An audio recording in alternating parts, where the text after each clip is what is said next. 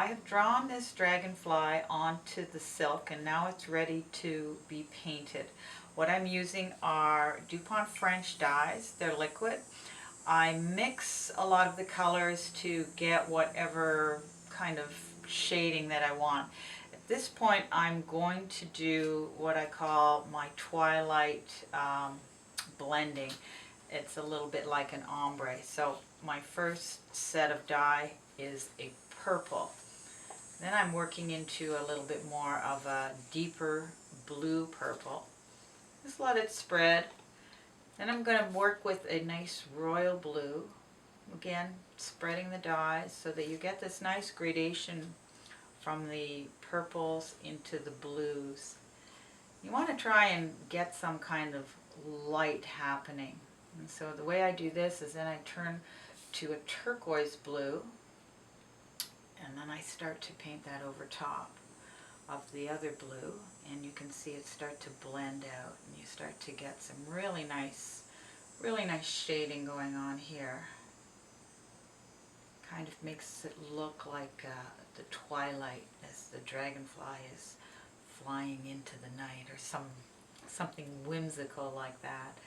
And now I'm just going to add a paler shade of turquoise onto that to just make the dye spread out a bit more. Once this is done, then I'm going to do some details into the dragonfly that pick up the colors that are already in this, this ombre that I've already done here.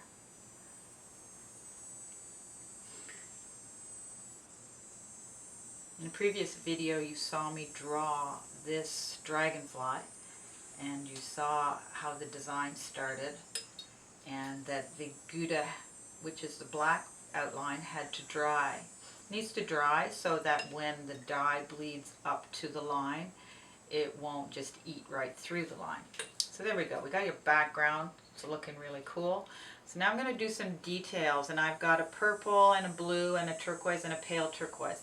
So I'm going to put the purple up top here, just like that. Give a nice outline, give some shape. I personally never wash my brushes. I have a brush designated for each color. Honestly, you are never going to get your brushes clean, no matter what you do.